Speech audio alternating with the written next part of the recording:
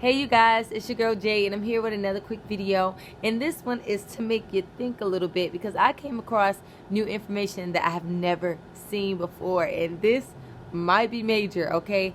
When we read certain religious books, people in those religions look at everything through their religious goggles. So if you already have your own beliefs set up to believe something, then you will never be able to widen your perspective and see it from someone else's point of view. So me not belonging to any religion, me being a child of the Most High, I just see the books, as guidance, and I want to take the words as they are and see if I can understand them from whoever wrote the book's point of view. So I'm going to read this from the Quran, boom. And this is from the Heights Al-Araf, chapter 7, verse 10. We established you in the land and provided you with the means of livelihood there, yet you are seldom thankful. We created you, then we shaped you, and then we said to the angels, prostrate yourselves before Adam. And they all prostrated themselves except Satan. He was not among those who prostrated themselves. God asked, what prevented you from prostrating yourself when I commanded you to? He replied, I'm better than he is. You created me from fire while you created him from clay. God said, get down from here. This is no place for your arrogance. Get out. You are contemptible. Satan said, give me respite until the day of resurrection. And God replied, you are granted respite.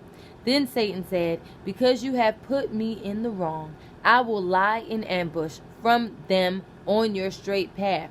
Then I will surely come upon them from before them, and from behind them, and from their right, and from their left, and then you will find most of them ungrateful.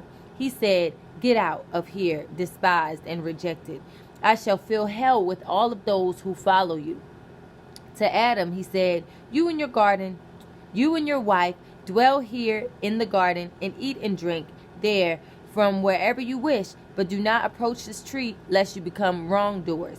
But Satan tempted them so that he might reveal to them their nakedness, which had been hidden from them. He said, your Lord has forbidden you to approach this tree lest you should become angels or become the immortals. And he swore to them, surely I am your well-wisher.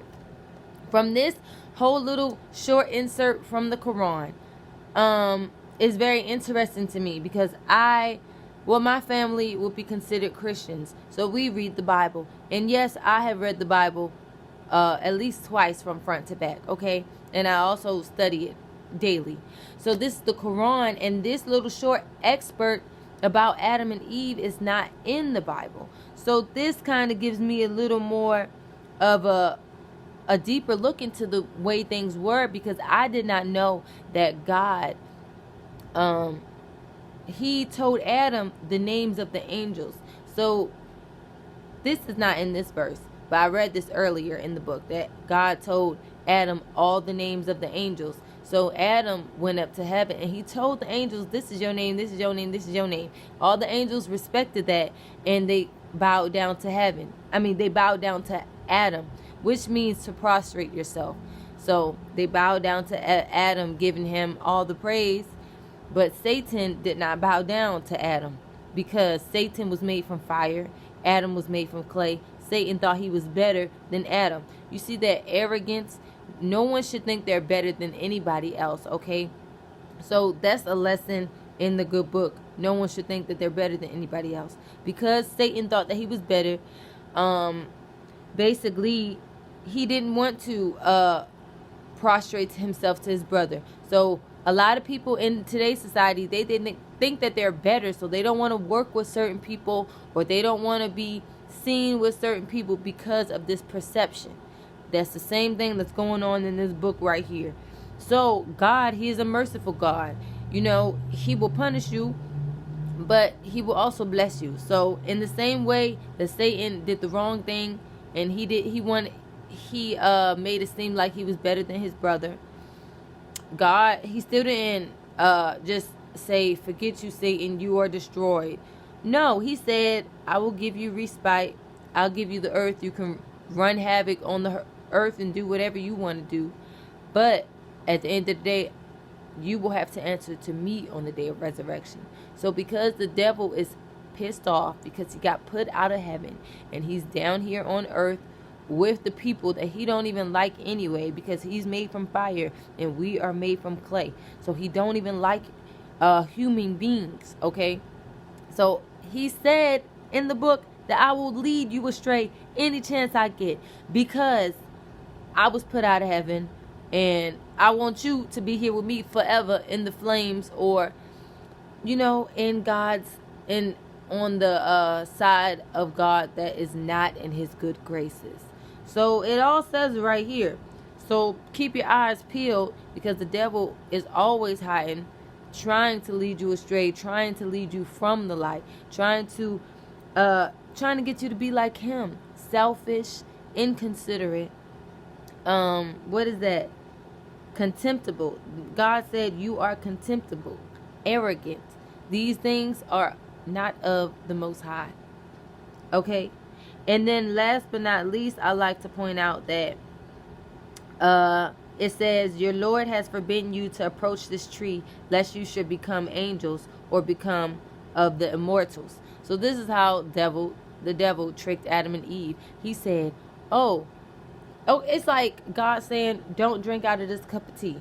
The devil said, oh, he only telling you not to drink out the cup of tea because he don't want you to be as smart as him. He don't want you to take over his territory.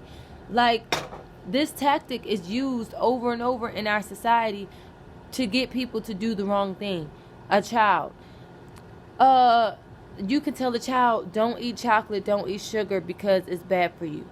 Another person will go along and tell your child, don't eat candy. Your mom's only telling you don't eat candy because she doesn't want you to have it. She doesn't want you to get these superpowers that the candy is going to give you, because when you eat the candy, you'll be able to fly. Hello? I mean, it's the same thing. And all of this also showed me that we cannot continue to fight each other, these different religions, because if the books are saying similar things, that means there might be puzzle pieces and they might go together. So it's like the Bible, which my family are Christians, says a lot of things that are similar to the Quran. And it actually, that hidden insert of Adam and Eve, all of that extra information about God naming the angels and all of this extra stuff, like the way that they worded it is not entirely included in the Bible, but it says the same thing. It's like telling me, it's like if I tell the story, I went to the store, I got a bottle of milk, a cup of orange juice, and a cup of water, and then I came back home, right? You got the whole story. But what if one book says, I went to the store, I got some juice, and I went back home? And then the other book says, I went to the store, I got 3 juices, and the types of the 3 juices that I got were, and then I went home. You see, with those 2 sentences, they both are saying the same thing, but one sentence left out a few details that the other sentence actually had, So these books may be puzzle pieces, but if we are fighting over the same thing, I don't know what other people believe, but the belief is that there is one God. The Nation of Islam believes in their God. Christians believe in their God. But at the end of the day, we all were created from the same person, or the same creator, the same God. That means all people across the board, white people, black people, Asian people, Latino people, we all are here breathing. We all have bodies and we all have spirits. So we all come from one God.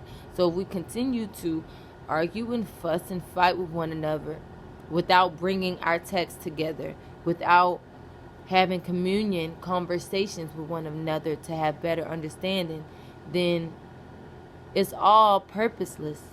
It's all purposeless. If you don't understand the messages, if you rather fight with each other over different religions, rather than just getting the message and understand the message, then what are you living for?